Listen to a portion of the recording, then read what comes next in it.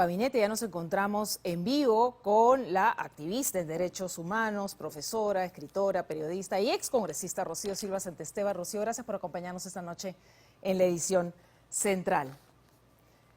Buenas noches, Marisol, y bueno, acá para responder las preguntas que creas convenientes. Sí, la premier Mirta Vázquez entra en un momento muy complicado, ¿no es cierto?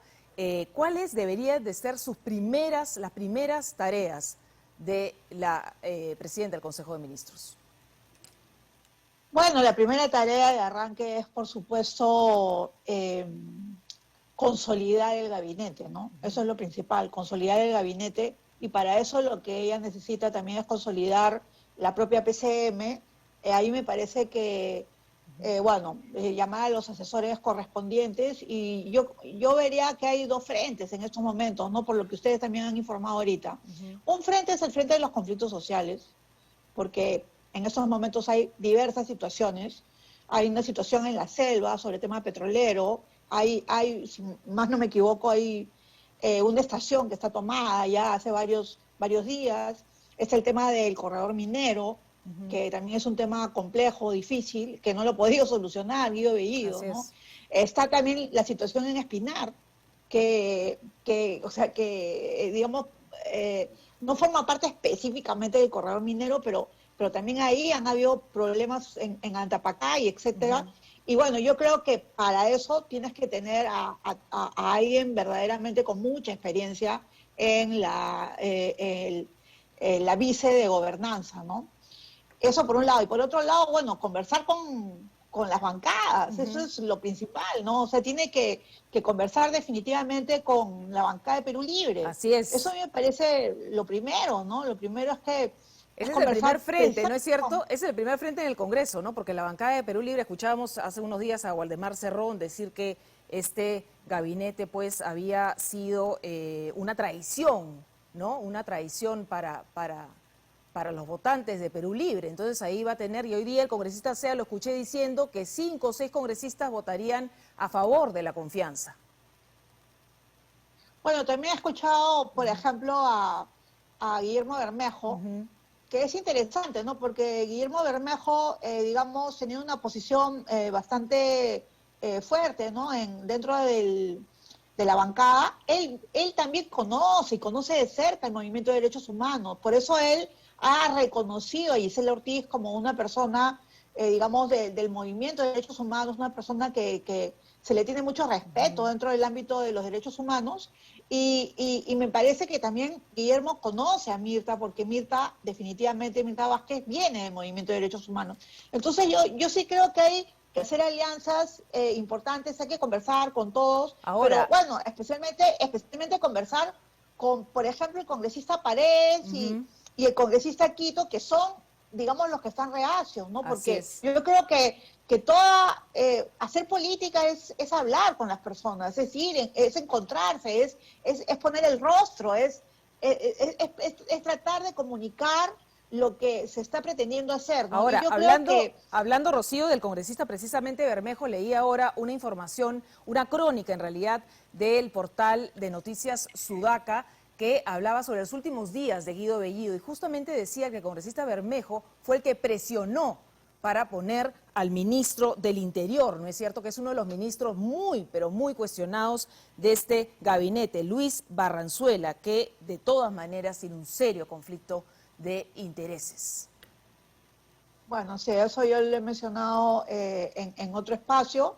Sí, me parece que en efecto ahí hay definitivamente un conflicto, porque obviamente él es el abogado de la defensa de Vladimiro Cerrón, tiene mucha información, obviamente de primera mano, porque es el abogado de la defensa, y en ese sentido es complicado que esté, digamos, al mando de las fuerzas policiales, ¿no? Pero bueno, y claro, sé también que es el abogado de, no sé si en la misma causa o en otra similar, del congresista Bermejo también, ¿no? Pero Claro, lo entonces, que me ese refería sería es uno de los que, ministros cuestionados, ¿no? Que le podrían traer algunas complicaciones a Mirta Vázquez. sí, bueno, me imagino que, pueden haber problemas, por supuesto, en relación con ese conflicto de interés, como tú bien lo has mencionado. Pero yo creo que más allá de un ministro, o sea, hay que hablar sobre las políticas de gobierno, ¿no? Y lo que yo creo que todos los peruanos estamos esperando, la verdad, y esperando con esperanza, ¿no? O sea, en este momento, es que ya se pueda avanzar en una serie de temas que se han planteado desde hace buen tiempo, incluyendo, por supuesto, lo que ya hemos visto ayer sobre el gas de camisea, en fin, pero a mí lo que me preocupa de verdad, y que quizás todavía no está en las primeras planas, pero puede venir, son los conflictos sociales, ¿no? Y en el tema de conflictos sociales, obviamente, es un tema que golpea mucho a cualquier gobierno, y antes de que explote el conflicto, se tienen que dar situaciones de prevención para que se evite el estallido del conflicto. Y por eso a mí me parece urgente eso. Y eso está en la PCM. Hay que Está en la recuperar PCM sin ese duda, debate. hay que recuperar sin duda el tiempo perdido, ¿no es cierto? Porque en estos 2 meses, todos los días, Guido Bellido desataba una crisis nueva y no se ha avanzado, pues, casi nada, ¿no? Y con todos los cuestionamientos también, muchos de funcionarios nombrados en diferentes ministerios. Otro tema que también preocupa es el tema del ministro de Educación, ¿no es cierto? Ahora leía, por ejemplo, en Twitter que se han cancelado el regreso a la semipresencialidad en el distrito de Miraflores, que se supone que iban a regresar algunos colegios voluntariamente este lunes, y eso ya se ha descartado. Ese es otro tema que preocupa, el regreso a las universidades de los jóvenes, ¿no? Vemos, por ejemplo, que hay restaurantes, bares, gimnasios, en fin, abiertos, y los jóvenes tampoco regresan a las universidades y a los institutos.